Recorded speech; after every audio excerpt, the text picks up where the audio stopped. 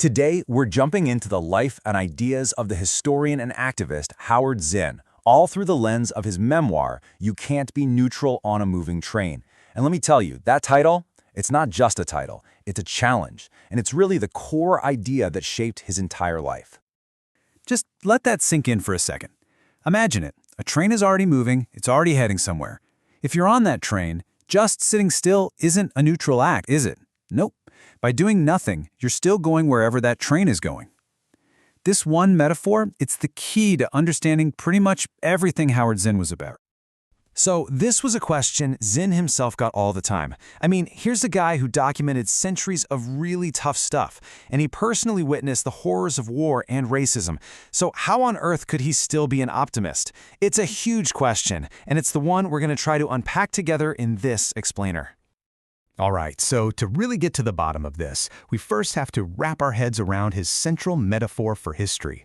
Because for Zinn, history isn't just a list of dates and names in a textbook. No, it's a force, it's a train, and it's already in motion.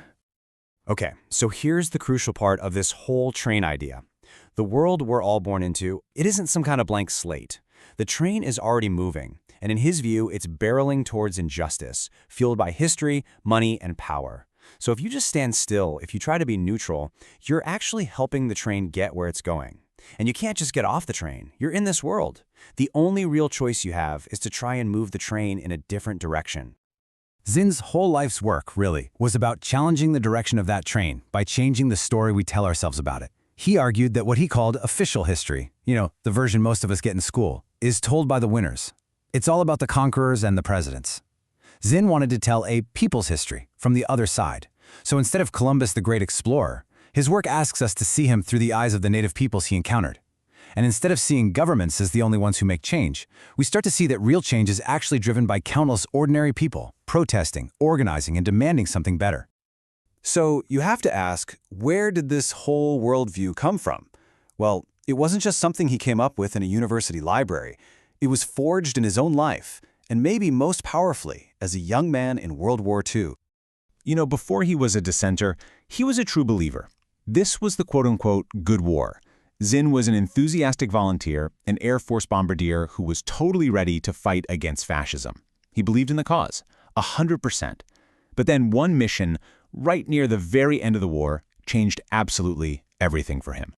It's April 1945. The war in Europe is literally weeks from being over. Zinn gets sent on a mission to bomb a French town called Royan. The official reason? There were a few thousand German soldiers there, basically just waiting for the war to end.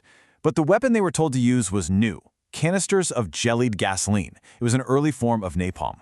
The mission was called a success. The German soldiers were gone, but so was the French town and all the people who lived there. In this quote, wow, it shows this incredibly chilling moment of clarity he had. He remembered being up at 30,000 feet, not seeing any people, not hearing any screams. He just saw canisters lighting up like little matches. He was just doing his job. And in that moment, it hit him that this was the exact same reason people have given for committing horrible acts throughout all of history. That one event just completely shattered his belief that his side was automatically the good guys and forced him to question everything. So, carrying this new, much more critical way of looking at the world, Zinn moves into the next chapter of his life. In 1956, he gets a job as a history professor and moves his family from New York right into the heart of the segregated American South. And at Spelman College, Zinn didn't just teach history, he lived it. He and his family jumped right in and became active participants in the civil rights movement, joining his students in their fight against segregation. For him, you just couldn't separate education from action. I love this story about the desegregation of the Atlanta Library. It wasn't some huge, violent showdown. It was this quiet, honestly brilliant campaign. Black students would go into the whites-only library and politely ask for books like The Constitution of the United States. And of course, they were turned away, but they just kept coming back. Zinn and others helped organize this persistent pressure, and facing a lawsuit, the library board just caved. Zinn was there the day the first library card was given to a black professor, and he wrote about how the librarian's hand was shaking, just a small tremor that signaled a massive change. And for Zinn, this was it. This was the perfect example of how he believed change really happens. It's not just about the big, famous marches we see in the news. History is actually moved by these countless, unrecorded, tiny acts of defiance. They're like the invisible roots that eventually grow into this huge, powerful tree of social change. And in places like Selma, Alabama, the stakes were just incredibly high. I mean, to even try to register to vote, Black citizens had to face these impossible literacy tests from hostile officials. So the protest was simple, but so profound. 350 people just stood in a line all day long, peacefully, in front of an armed sheriff's posse. And Zinn, who was there, he noticed that the feeling in the air wasn't just anger. It was this feeling of exultation, of pride, that they had stood their ground and shown their strength. So for Zinn, the fight against racism here at home and the fight against war overseas, they weren't separate things. He saw them as two fronts in the exact same struggle. The same powers that were failing to protect Black citizens in Mississippi were sending soldiers to fight and die in Vietnam. And this connection was made really clear by activists like Bob Moses. At a memorial service for 3 murdered civil rights workers, he held up a newspaper. The headline was about President Johnson ordering troops to the Gulf of Tonkin. Moses pointed out the incredible, bitter irony of it all.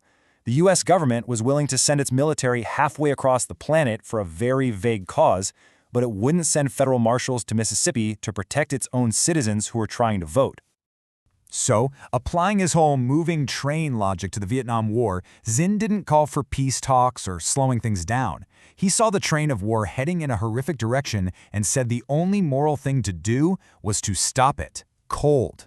So in 1967, he published one of the very first books that demanded an immediate and total withdrawal from Vietnam. At the time, that was seen as a pretty radical idea. But here's what's so fascinating. This supposedly radical idea, it wasn't so radical with everyday people. When local papers actually polled their readers, presenting Zinn's argument for withdrawal next to other options, the results were just striking. In Cleveland, 63% were in favor. In Charleston, West Virginia, a whopping 80%. It just shows you this huge disconnect between what the public was thinking and what the government was doing. And all of this brings us right back to where we started.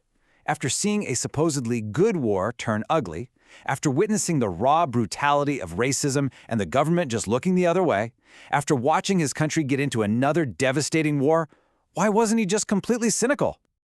So, what gives you hope? It's the question that followed him his whole life. And his answer? Well, it wasn't based on some kind of blind faith. It was based on a totally different way of reading history and of looking at human nature. Let's just break his reasons down. First, he believed that political power looks so solid, but it's actually incredibly fragile. Second, he had this deep faith in the common sense of ordinary people to eventually see through the lies and resist. Third, he totally rejected the idea that people are just naturally greedy or cruel. He believed most of us just want peace and friendship. Fourth, his hope came from all those little, small acts, the real engines of history that nobody writes about. And finally, and this is so important, he argued that the victory isn't some perfect future we're waiting for. The real reward is found in the act of struggling together right now for a better world. And this leads to a really profound change in how you think about things.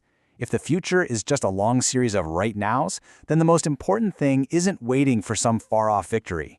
It's about how you choose to live in this present moment. And that brings us to his final, and maybe his most powerful idea. The ultimate victory isn't achieving some goal way down the road. It's about living your life right now, with kindness and courage and decency, in defiance of a world that so often pushes us to do the opposite. To act on what you believe, to join with other people, to try to nudge that train just a little bit. That, right there, is the win. It's a pretty powerful thought to end on, that hope isn't a lottery ticket for the future, but a way of living in the present.